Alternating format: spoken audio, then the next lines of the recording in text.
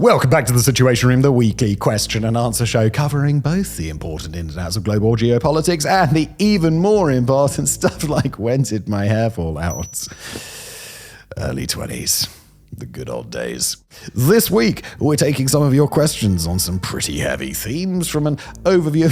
Does that include my hair? From an overview of the battle between Brazilian police and crime group Comando Vermelho in Rio that left well over 100 people dead, to weighing up the likelihood of US military action against Nigeria's Islamists. Aside from that, we'll also be checking in on a new era of arms suppliers, as well as addressing what it means for our team to have to sit through videos like those that recently emerged from the Sudanese city of El Fasher, because that shit.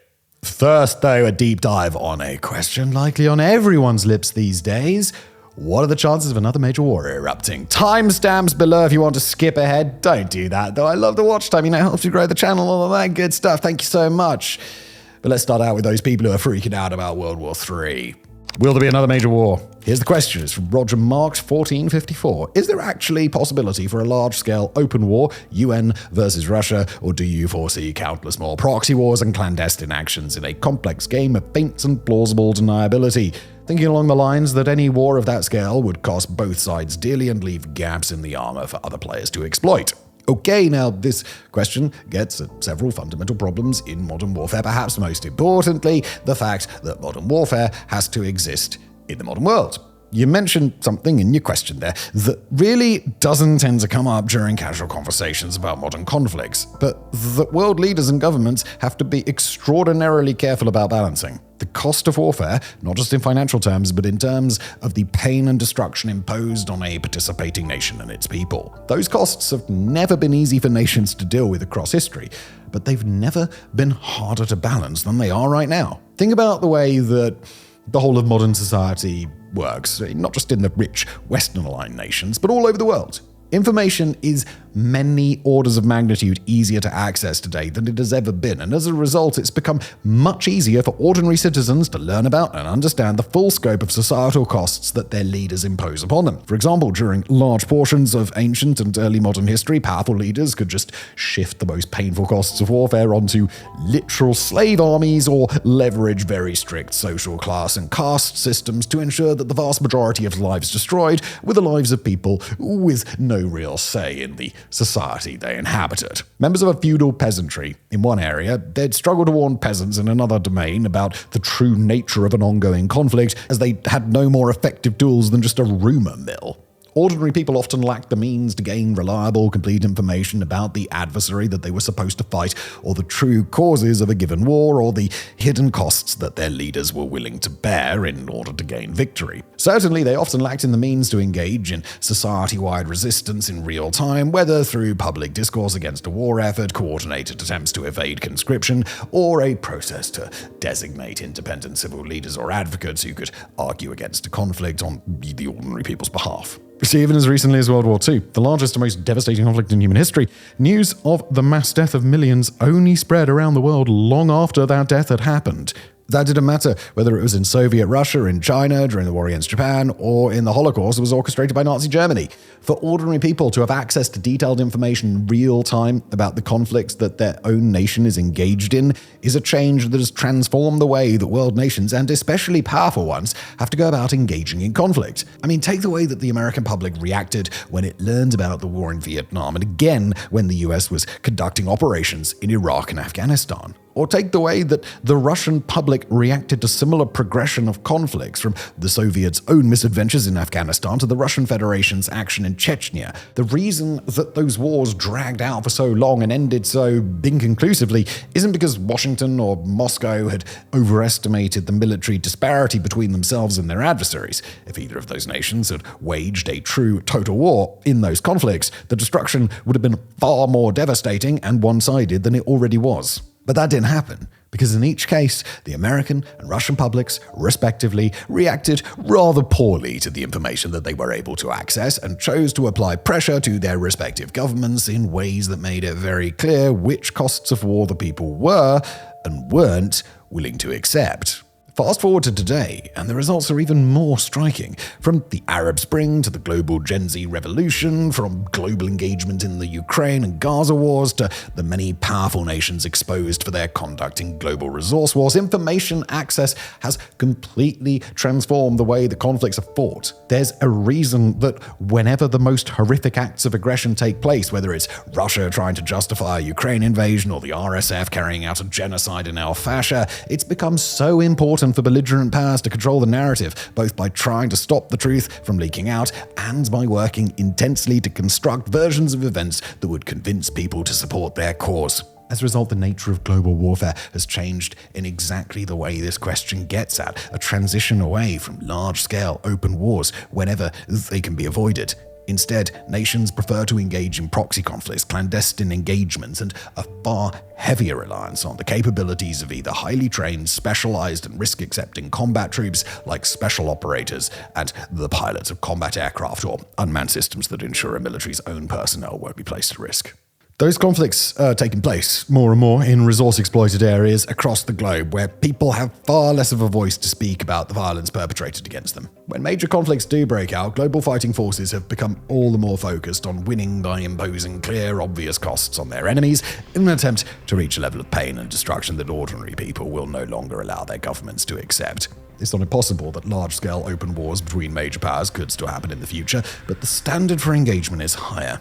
If that's going to happen, then world governments had better have a damn good reason to do it, and their people had better be sold on the idea that war is ultimately in their interests, despite the costs. If a world can't achieve that, then it would be wise to find some other way to wage that war, or else find a way to stomach the possibility that they'll just have to accept the loss. Slaughter in Brazil. Next up from MaxES wants us to zoom in on Brazil with this question. Not exactly a question, okay, but a request to cover the situation in Rio de Janeiro. As a Brazilian, I would love for more people to understand the situation. It's sad to see people supporting effectively terrorists because of corruption and ignorance. All right, for those of you who might have missed it, the question is about a police raid that went down in Brazil on the 28th of October, which produced the single largest death toll of any police operation in the entire history of Brazil. Over the course of the military-style raids in Rio, 121 people lost their lives, 4 of whom were police officers, and at least 99 of whom have since been verified as members of a notorious criminal syndicate called the Comando Vermelho, translating to the Red Command, which sounds extremely supervillainy. Now, as the person asking this question implied, we'll quote them again, "It's sad to see people supporting effectively terrorists because of corruption and ignorance." And this is a situation that has drawn polar opposite reactions across society, both in Brazil and across the globe. It's also a situation where a few things can be true at once. The Comando Vermelho were, and still are, engaged in all sorts of violent enterprises and posed a genuine threat to society, and at the same time, the conduct of Brazilian law enforcement certainly left lots to criticize. Comando Vermelho is Brazil's oldest criminal syndicate that's still in operation today, and since the time that it was founded during Brazil's military dictatorship in the 1970s, it's been engaged in everything from ideologically based guerrilla warfare against the government and drug trafficking to arms smuggling to cartel wars across Brazil and elsewhere. Since about 2013, Comando Vermelho has been growing in strength, especially in places like Rio, where they've routinely engaged in street battles with local militias in the favelas who claim that they've organized to protect their communities from crime. Over the last 2 years, Comando Vermelho have become substantially more professional and engaged in growing criminal enterprise, according to state investigators, leading to this operation in October under the orders of the Rio State Governor, Claudio Castro. But despite the clear law enforcement justification to go after Comando Vermelho, the way that the raid actually went down can either be described as a catastrophe, or as Brazilian President Lula da Silva referred to it, quote, a mass killing. For perspective, at the start of the operation on October the 28th, the Rio military and civil police went into the favelas with about 100 arrest warrants. Not death warrants, arrest warrants, quite obviously implying that the goal was, to arrest people. Compared to those 100-ish warrants, the current count stands at 117 dead, not counting police officers. Due to impromptu warrants issued during the raid, a further 133 people were arrested. To be clear, this was not simply an act of extermination by Brazilian law enforcement. They were headed into an area where Comando Vermelho was known to be in possession of heavy weapons and where some high-ranking leaders were expected to be present. When the raids kicked off, Commando Vermelho quickly started constructing barricades and setting fires. They engaged police in intense street skirmishes, and they even deployed bombs and drones. In all, Brazilian police secured over a ton of drugs and captured multiple senior commanders, and while Commando Vermelho's highest leader, Edgardo Alves de Andrade, was able to escape the scene, he was present at the time of the raid. Despite the very high death toll on the Commando Vermelho strike, what went down in Rio de Janeiro was far from a cold-blooded massacre. It was also very far from what one might expect from professional law enforcement in that situation. Again, the goal here was to capture about 100 people, significantly more than the number that were killed, in an operation that Brazilian law enforcement chose to carry out in the way they did, despite being fully aware of the risk that they'd face mass armed resistance. Making matters worse, it was the locals of the favela recovering dozens upon dozens of bodies themselves. The last count, around 18 of the dead, have not yet been confirmed to have been combatants on either side, and with a battle of this size, it's certainly not likely that the civilian casualty count would be zero. It's an especially difficult situation to reconcile, because although in a vacuum defenders of either side could probably recognize that there are some problems with what went down, there are also confounding factors that can't be ignored. Sure, the Brazilian police probably shouldn't have extrajudicially killed nearly 120 people, but their defenders will say that those were criminals who posed an overt threat to the lives of law enforcement. On the opposite side, sure, Commando Vermelho were engaged in all sorts of criminal operations, but nevertheless, opponents of the police raid will say law enforcement far exceeded their bounds and engaged in the wholesale slaughter of people who had a right to a fair trial in courts of law. In a situation like that, it should probably be no surprise that the killings have become an exceptionally contentious political issue, proudly supported by Rio Governor Castro, Mayor Eduardo Paes, and other members of the strong-on-law enforcement Brazilian right, while President Lula da Silva and other leaders from the Brazilian left have struggled with how to respond. The United Nations, Human Rights Watch, and many other international rights groups have lambasted Brazilian law enforcement, while, according to a poll by Atlas Intel the day after the raids, nearly 88% of polled residents in Brazil's favelas stated that they endorsed what happened. What you make out of that, as a person on the outside looking in, that's up to you.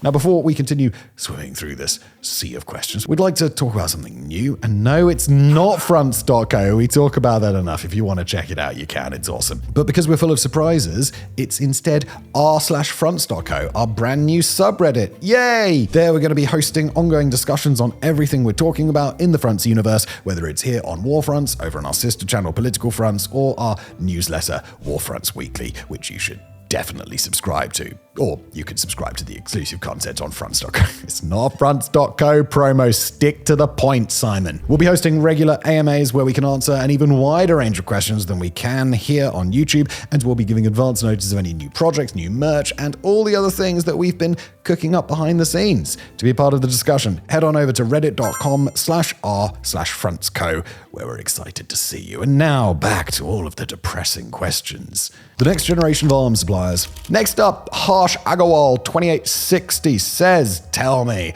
are there some new countries outside of the established players like the US, Russia, and the like that the world should watch out for in terms of a growing military-industrial complex? The answer to that is yes. Oh, so very much so, in fact. We've said it in another recent AMA episode, and we'll say it again. Right now, it's a very good time to be an arms producer. Nations across the globe are looking to refill and expand their arsenals, and the world's two traditionally dominant exporters, the US and Russia, are each becoming significantly less appealing partners for global clients to work with. America because of strict export controls and diminishing trust in Washington's reliability, and Russia because of the geopolitical harms of association and Moscow's diminished ability to, actually build advanced military hardware. Stepping into the void, there are 5 nations in particular that should have your attention. The first 2 are the most important to watch. That's Turkey in the Middle East and South Korea in the Indo-Pacific. Right now, both Seoul and Ankara are going above and beyond to make themselves into new-age military-industrial powerhouse states, offering all sorts of advanced hardware to that same end. Turkey has become an especially prominent producer of relatively low-cost advanced drones, as well as a growing selection of missiles, armored vehicles, and aircraft, including Turkey's indigenous 5th-generation fighter jet, the Khan. South Korea, meanwhile, has produced award-winning designs that span from heavy artillery and multiple rocket launchers to main battle tanks, to light and advanced fighter aircraft, to surface-to-air systems, to even major warships, all built at affordable prices and at NATO standards. Then there's a nation that not necessarily is prioritizing its military-industrial complex over its other initiatives, but is becoming the sort of defense exporter that you'd expect a rising superpower to become. That nation is, of course, China, whose advanced drones and aircraft, missile systems, surface warships, and armored vehicles are all growing more and more appealing for its export customers. In Asia, China exports sophisticated military technology to close partners like Pakistan and enthusiastic clients like Indonesia, while across the globe in places like sub-Saharan Africa, China has gone above and beyond to cultivate defense relationships that supply equipment to those nations at a relatively low cost. We've also got to consider Ukraine, where right now the nation's defense industrial capacity is almost entirely devoted to sustaining its war effort with Russia, but even though Ukrainian weaponry isn't currently on offer to global clients, it probably will be when Russia's invasion eventually ends with a truce or an armistice. With its current capacity, Ukraine has become a defense export leader in waiting, hosting hundreds of individual production lines for drone technology that global partners will be very curious to get their hands on. After the war, expect to see world nations place massive orders with Kyiv, especially from the NATO alliance, while also partnering with Ukrainian defense startups to combine Ukraine's experience and lessons learned from the war with their partners' ability to design and produce advanced hardware. And finally, we've got to give a nod to Brazil, where, although the nation's indigenous military-industrial efforts are still ramping up, the nation is working to become a key military-industrial partner to several international defense leaders at once. Brazil is actively looking to host production lines to build foreign military hardware, and those efforts are going to ramp up with more time. Could the US invade Nigeria? Next on Global Conflicts from the Senate, 1844, what's the situation with Nigeria? If the US does get involved, what would that look like? Well, for today's purposes, we're not going to go into details of Nigeria's overlapping civil conflicts. We actually published an episode breaking down the situation just a few days ago here on WarFronts. But when it comes to the potential role of the United States, which we didn't really touch on in that prior episode, the answer would probably be a combination of a few types of involvement at once. First, as is usually the case when the US goes to intervene in global conflicts, Washington will probably make heavy use of its air power, both to aggregate intelligence, surveillance, and reconnaissance data, or ISR, and to carry out airstrikes in support of Nigerian operations on the ground. Second, the US is likely to send military advisors essentially charged with assisting in the training of Nigerian soldiers who are supposed to do most of the dirty work themselves, but who can gain meaningful advantages in combat from the lessons the United States can provide. Finally, the US may choose to engage in limited warfighting operations using its asymmetric special forces or other special operations troops, as Washington does regularly, albeit very covertly, in combat zones across the globe. A full-scale military occupation of the country, Iraq or Afghanistan style, is just extremely unlikely, especially under this current administration. And to be clear, Nigeria has at least publicly indicated that it's not necessarily opposed to American involvement. After US President Donald Trump signaled his willingness to engage in a military campaign there, Nigeria's leadership expressed that American assistance in the fight against Islamist insurgents would be welcome, with the key caveat being that America would have to respect Nigeria's sovereignty and its territorial integrity. The word from inside the Pentagon would suggest that any larger operations are unlikely anyway. Nigeria was not a priority for the US military before Trump's recent comments, and all its carrier groups, the key element in larger scale operations, are deployed or in maintenance elsewhere. According to recent reports, the US is likely to focus its efforts on Islamist insurgent groups like Boko Haram and the Islamic State West Africa province, and could conceivably wipe out jihadist hideouts, convoys, or training camps on a limited basis. Whether that would be enough to change the course of Nigeria's conflicts is an open question, but judging by the nature of these and other asymmetric insurgencies, it doesn't seem likely that limited operations like those would turn the tide. Next up, a couple of behind-the-scene questions regarding WarFronts. First from man. Love your content. Is it difficult finding sponsors with this channel, given the topics that are discussed? I imagine most companies don't want to be associated with topics such as war, genocide, mass starvation, etc. This is a question for me. Some sponsors just don't want to work with this sort of content, and that's fine, but there are sponsors who are okay with it, especially ones related to news. I think we've had the fantastic people at Ground.news sponsor this channel several times. Also, regular sponsors, and the way I see it, we take a fairly even-handed approach to things. It's not, we're not doing this for the sake of showing you horrible things. We're doing this to tell you about what's going on in the world, and I think sponsors mostly see that, and for the large part align with that, which is nice. Scott Meow3819 says, you and the WarFronts team has watched some videos coming out of Sudan. Are you okay? Oh, I haven't, but I mean, I heard from the guys about this and I'm like, God damn. Okay, we'll be straight with you here. No one could watch the videos the RSF posted on the slaughter of al-Fasher and be okay afterwards. We said it before in these AMAs that most of the team have their own coping strategies for these parts of the job, but sometimes just winding up reading or watching something that'll come back to haunt you in the dead of night and probably won't ever leave your memories. What we will say, though, is that at least our team had the choice. A day after the piece you're referring to came out, our Africa correspondent attended a press conference at the Sudanese embassy in Nairobi. There, the gathered press were played some of those same videos that our team had already watched.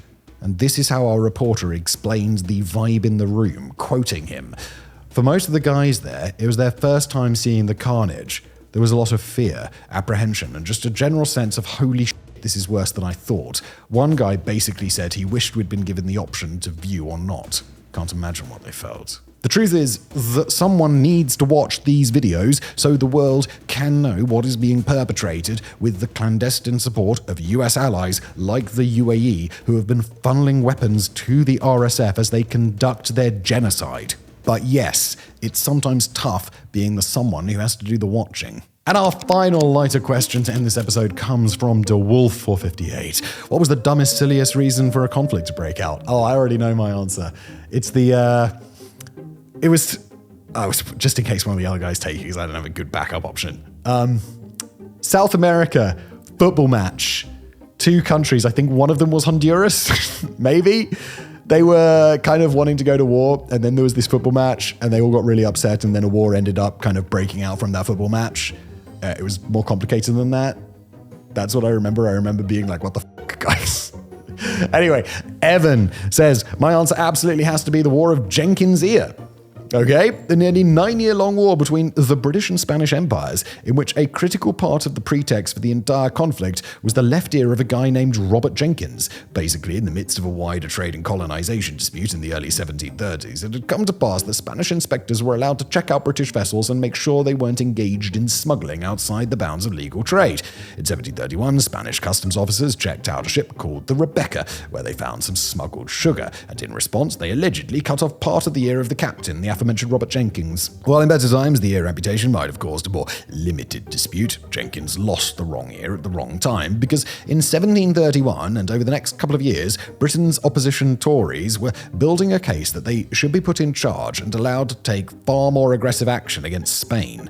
As part of that effort, Jenkins became a showpiece in the House of Commons, and the fate of his ear helped to drum up support and justification for a military engagement. The war wouldn't start for another 8 years, but when it did, it led to an estimated 30,000 casualties or more between all sides. I'm just going to say it, and I don't care if it's controversial, Robert Jenkins' left ear simply shouldn't have been that important. Poor Robert. Morris says, comparative to what a world-changing war it was, it still amazes me that the Franco-Prussian War was technically started by the French ambassador being mildly rude to the King of Prussia while he was on a spa retreat in Eames. What happened was that the ambassador accosted Wilhelm I on his daily walk to insist that Berlin stop trying to meddle in the succession to the Spanish throne. The actual interaction was quite icy, but what turned it into a war was Otto von Bismarck releasing an edited version of events to the press that made it seem like both French honour and the Prussian monarchy had been unforgivably besmirched. So besmirched that the Second French Empire under Napoleon III wound up marching to war, a war that would end with Louis Napoleon captured, Paris in a state of siege, and the unification of Germany, and a French humiliation so great that it arguably led, many years later, to World War I. So if you suffer social anxiety, take comfort. At least your social faux pas have yet to lead to the indirect deaths of millions of Europeans. Thank you for watching.